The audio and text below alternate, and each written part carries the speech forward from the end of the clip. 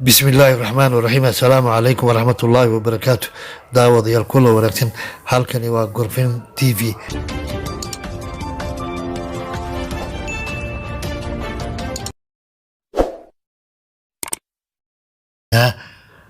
xisbiyada mucaaradka Tigreega oo markii ugu horeysay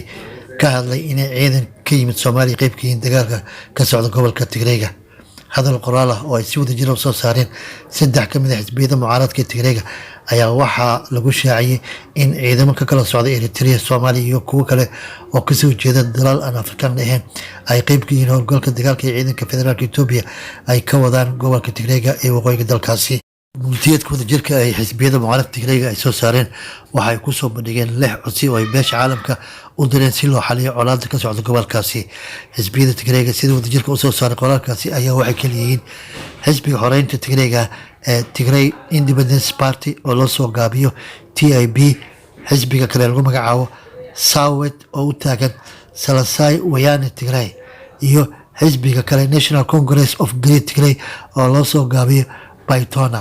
waxay ugu baaqay beesha caalamka qodobada soo socda in ciidamada Eritrea kuwa federaalka Itoobiya iyo kuwa kale laga kala keenay Soomaaliya dalalka kale ee Afrikaanka ahayn in laga daadguriyo gobolka Tigreega labo in la bilaabo xaajood dhexdhexaadin caalami ah oo ku aadan sidii wax loo qaban lahaa xaaladaha cakiran ee ka taga gobolka Tigreega saddex in baaritaano madax banaan lagu sameeyo tacdiida iyo dambiyada dagaal ee loo geystay dadka ku nool gobolka Tigreega afar in hay'adaha samafalka warbaahinada caalamiga loo ogolaado inay galaangal ku yeeshaan si ay u howlgalaan gobolka Tigreega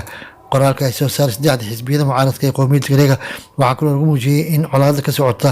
gobolka Tigreega lagu dilay in ka badan 50,000 oo qof halkii in ka badan 60 milyan oo kalena u baahan yihiin gargaar caalami ah qoraalka waxaa kaloo lagu sheegay in si indha la'aan ah madaafiic loogu burburiyay tuulooyin iyo degmooyin isla markaana xarumaha waxbarashada caafimaadka la burburiyay lana bilaqaystay waxa ay ugu baaqeen dowladda federaalka Itoobiya inay soo afjaraan dagaal ka socda gobolkaasi lana bilaabo xaajood iyo in la damaanad qaado tasiilaadka gargaarka aadminimo ee gobolka Tigreega dhinaca kale qoraal la soo dhigay barta Twitter-ka ee ra'iisul wasaaraha Itoobiya Abiy Ahmed waxa uu ku sheegay in cadowga dowladdiisa ay faafinayaan warar qaldan ama warbixino qaldan Abiy Ahmed qoraalkiisa marna kama hadlin ciidamada xisbiyada mucaaradka Tigreega ay soo saareen bishii November 4 sanadkii hore 2020 ay ciidanka federaalka Itoobiya waxay weerar ku qaadeen maamulka TPLF ee maamul jiray gobolka Tigreega ee waqooyiga dalkaasi ra'iisul wasaaraha Itoobiya waxa uu bishii November 28 sanadkii hore uu sheegay in la soo afjaray colaadda ka socda gobolka Tigreega inkastoo ay weli dagaal ka socdaan gobolkaasi hogaamiyaha jabhadda TPLF Debretsion Gebremichael waxa uu wacd ku maray inay sii wadi doonaan dagaalka gobolka Tigreega kaasi oo u muuqda mid khatar ku ah deganaanshaha guud ee mandiqada geeska Afrika si kastaba haatee qoraal ka soo baxay xisbiyada mucaaradka ee Tigreega waxaa markii ugu horeysay lagu xusay inay ciidamada Soomaaliya ka dagaalama gobolka Tigreega inkastoo aan soo bandhigin cadeymo muuqaalaha oo muujinaya sheegashadaasi bishii la soo dhaafay agaasima ku-xigeenka hore hay'adda Niisa Cabdisalaam Axmed Guulad oo la hadlay xisbiyada mucaaradka Tigreega in loo sheegay in 320 askar Soomaaliya ay ku dhaawacmeen dagaalkaasi halka boqol in loo sheegay in 320 askar Soomaaliya ay ku dhaawacmeen I don't have an accurate number, I don't have any evidence, but I do have a reliable source who told me the number of Somali soldiers, the casualties, are about 370,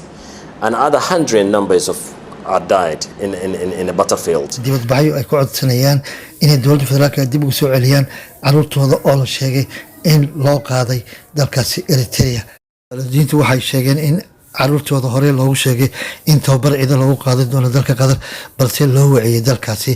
Eritrea dowladda Qatar waxay beenisay in dhalinyarada Soomaaliyeed tababar ciidan loogu qaaday dalkaasi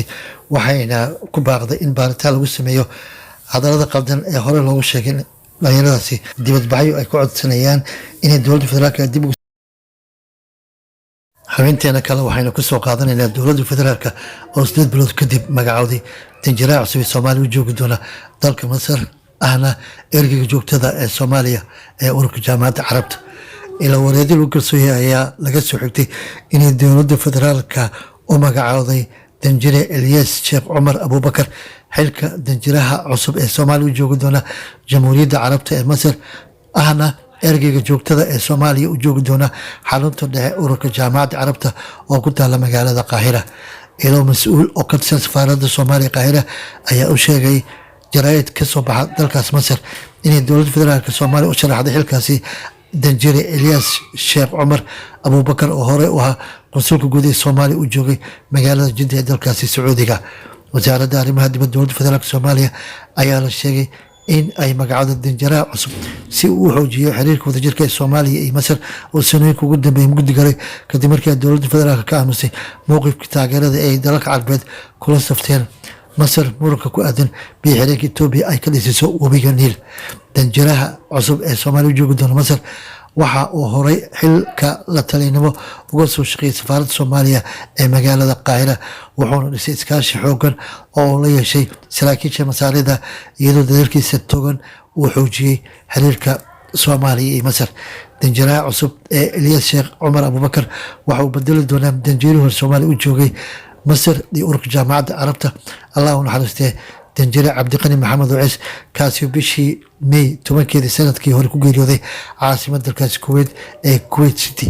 si kastaba haatee jaaliyadda Soomaalida ku dhaqan Masar waxay soo dhaweeyeen magacaabista danjiraha cusub iyagoo sheegay inuu arrimaha jaaliyadda ku hagi doono dhabaha wanaagsan kala shaqeyn doono xiriirka labada dal ee walaalaha ee Soomaaliya iyo Masar.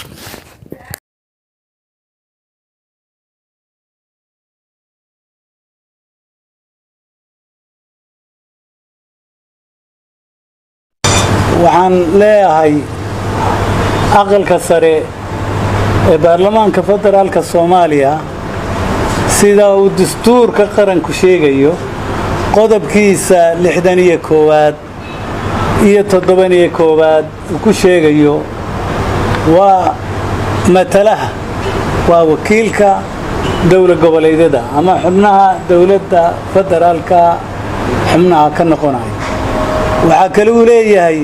waa ilaaliyaha nidaamka federaalka ee dalkani qaatay. waxaan ka xumahay muddada uu jiray aqalka sare in aan madaxweynuhu waa gaar ahaan madaxweynuhu una aqoonsan tixna gelinin waajibaadka dastuurku uu siiyay aqalka oo ah waa matalaha dowlad goboleedyada oo kolkaas khilaaf kasta iyo wada hadal kasta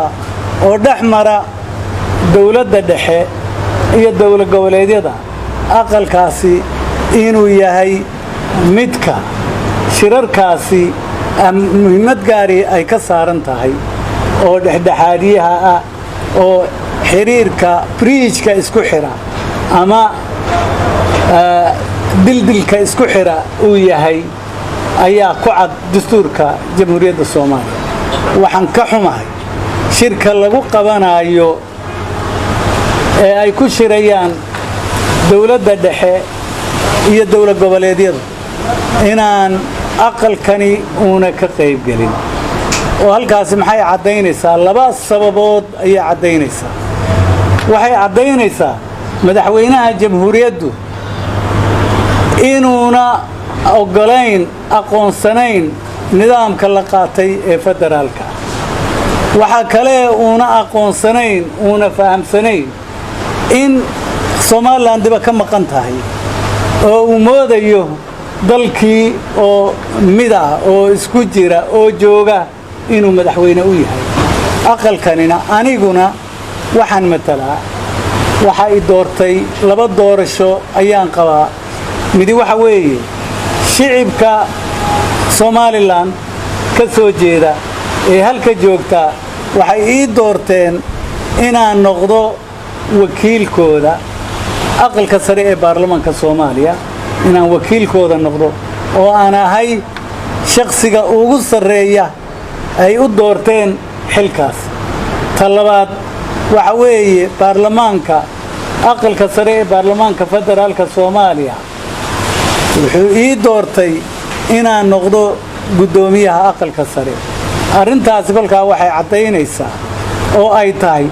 inaan labadaba u joogo inaan u joogo matalaadda Soomaaliland oo ay tahay arrimaha Soomaaliland aniga iyo intii ila midii inay matalayaan oo ay tahay inaan shirarka uga qayb galno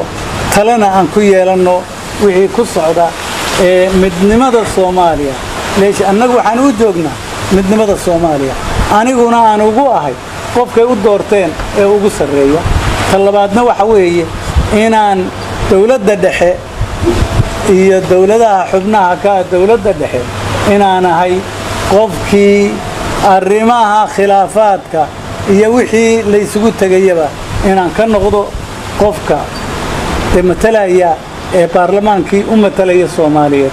waan ka xumahay madaxweynuhu federaalkana ma aqoonsana